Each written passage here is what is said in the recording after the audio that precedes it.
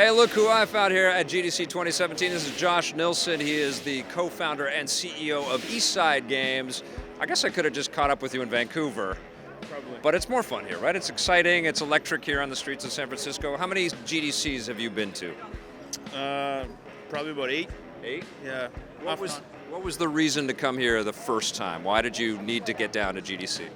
Right here. Right there. We're launching the official Trailer Park Boys game, Trailer Park Boys Greasy Money. So we're just down doing some greasy Trailer Park Boys scams, drinking beer out of bathtubs and stealing wieners and stuff like that. Yeah.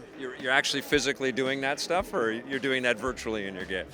I wish. I'm doing more boring biz dev stuff, but we're down to just look at the latest technologies, talk to other devs, drink the great beer down here, that sort of stuff. Awesome. Can you tell me a little bit about your personal experiences, of coming to GDC, like some of the connections you've made, or the lessons that you've learned from other people, or is it more social, or is it more business, or a little bit of both?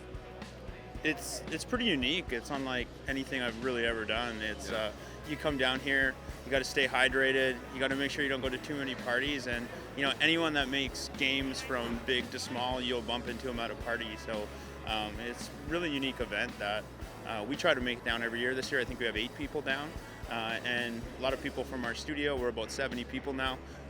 They kind of do that. Congratulations. Thanks. Yeah. It's a little bit of a sometimes when I'm writing the checks, but it's good. Yeah.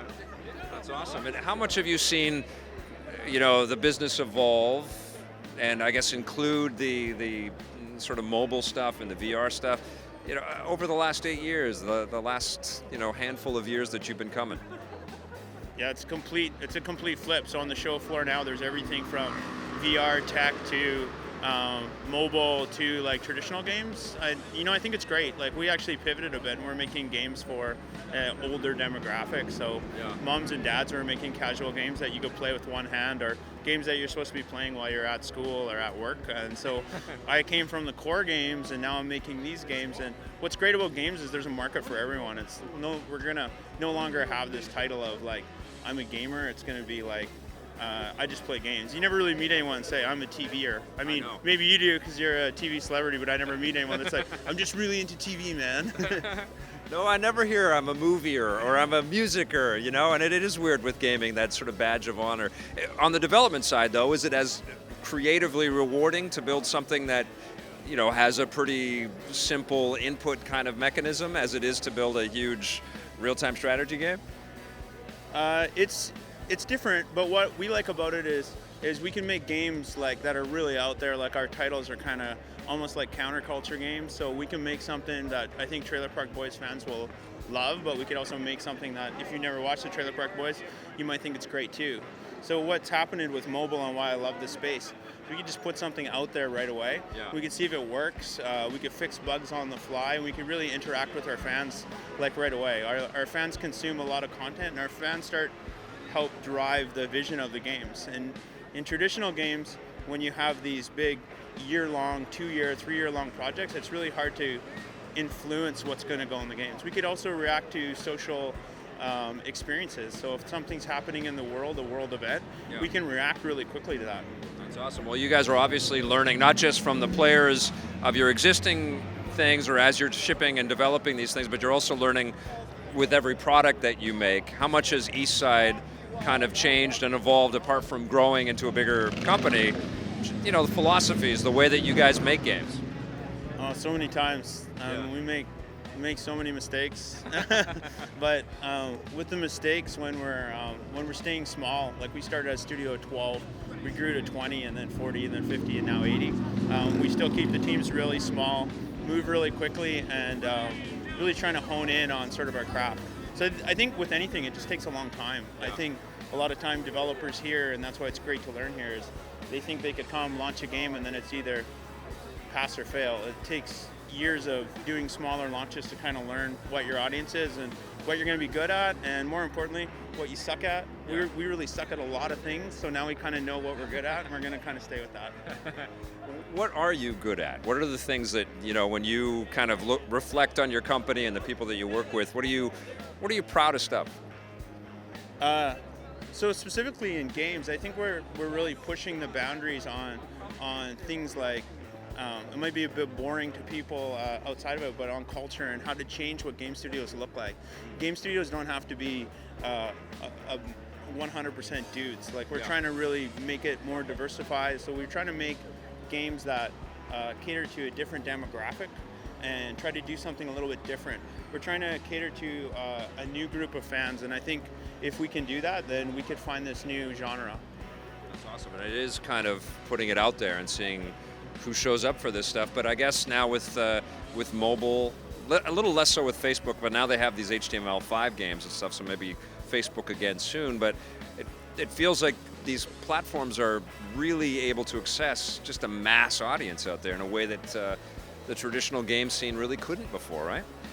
Yeah, for sure. You've heard this hundreds of times. Everyone has like a powerful gaming computer in their pocket, but I think the other thing to think about is people are consuming more and more content around games. So the one thing that we did that's a little bit different than other indie studios is we make the game and people will play maybe an hour and a half, 2 hours of the game, but then we have 6 hours of shows every week on our Twitch and our Facebook Live channels where people just want to interact with the devs and watch them making the game. So if you told me when I started in games 10 years ago, we would have more people viewing people making the games than they would actually playing the games.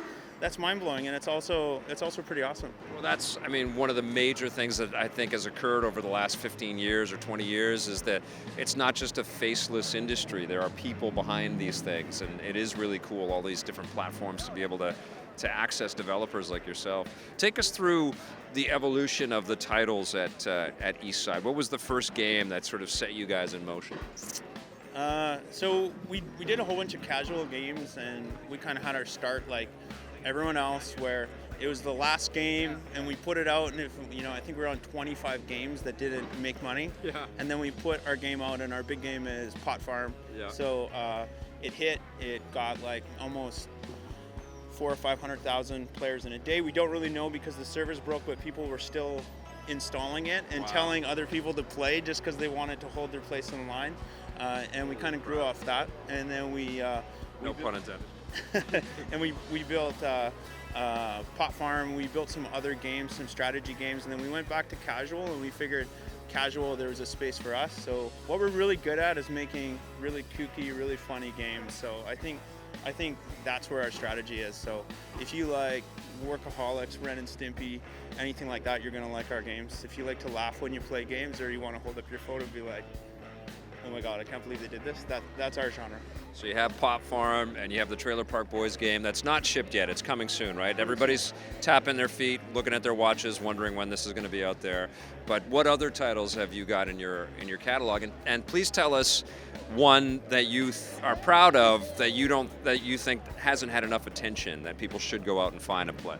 Okay, so the most fun game that we ever made that didn't get the success it needs, but everyone needs to play it, is called Idle Paws Kitty Clicker, and it's an idle game where you pet a cat. Are you kidding? Yeah, and you grow a cat, and you have to take care of them, and in order to, instead of tapping, you have to pet the cat. So I think we're the biggest cat petting game in the world. I don't know, but that is an interesting genre there. And I think that game actually got us the deal to do the Trailer Park Boys game. So, so they were like, "You're doing idle games. That's one that I got to check out." And then we have Dragon Up as well. And the cool thing about Dragon Up, and you can sign up for the beta now, is that it's all the My Little Pony Friendship is Magic art team did it. Oh yeah. So like I meet people all the time that's like, I don't know why I like this, and I know why. It's because they're bronies. So it's like that's why you like it. It just looks really, really cute and fun, and lots of barfing dragons, and just kind of has that Eastside Games humor in there as well. Oh, that's so awesome. Tell me about this Trailer Park Boys game. How did that come together? And are the boys actually involved in the making of the game and the deciding to work with you guys part of it as well? So I can say some stuff, I can't say other stuff, but what I can say is the boys are really involved in the game. Yeah. They're really excited about what we're going to build. We're going to do a couple things different in free-to-play games. We're going to build idle game that's, like I said, that you could hold with one hand, because I think everyone wants to like hold a coffee or a beer in one hand and play games in the other. So we're going to build that. It's a clicker type game. So it's really bite-sized. You can play it anywhere, and it's story-driven. And it's episodic. So the other cool thing that we're doing with games that's a little bit different on this project is there's actually going to be an endpoint to the game. So the seasons will actually end, and you'll have to wait till the new content that comes out in order to get more content. And we're finding players are actually relieved with that because they're like, there's an end to the game. It's not just like you can play it for 5,000 hours. There is an end point to the game. The game will end. You'll have to wait till the new episodes come out. That's awesome. Now, Vancouver has changed a lot over the years. There's been a lot of up and down, a lot of sort of riding economies of different kinds, EA sort of layoffs and all that stuff. What's it like in Vancouver now? Huge indie showcase? Yeah, so I go all over the world, and everyone asks me this question. Vancouver's booming. It's amazing. I always say, because I'm Canadian, it's at the end of the hockey stick, and it's only going to grow. So all these companies have come in, and there's been some hard times, but there's a lot of like studios that are around the 100-person size for whatever flavor you want. If that's, a Thinking Ape, or Hothead just got 50 million plus on their title, something like that for the Killshot series. There's Ayugo, there's a whole bunch. There's like 25 studios. And then in the Victoria region, Kano Games is still going strong. And you're going to see more and more studios opening up there, building up in the mobile space and producing some really good content. That's awesome. So impressed and so happy for you guys. Continued success with Eastside. Finish this game, okay? We all want to play the Trailer Park Boys game. We will. All right. Thanks, Josh. Thanks, man. All right. Have a great GDC, Later, man. All right. Hey, thanks for checking out that video on our EPN channel. It's just one small part of the things that we make around here. So if you liked it, don't forget to check out some of our other vids and hit that subscribe button.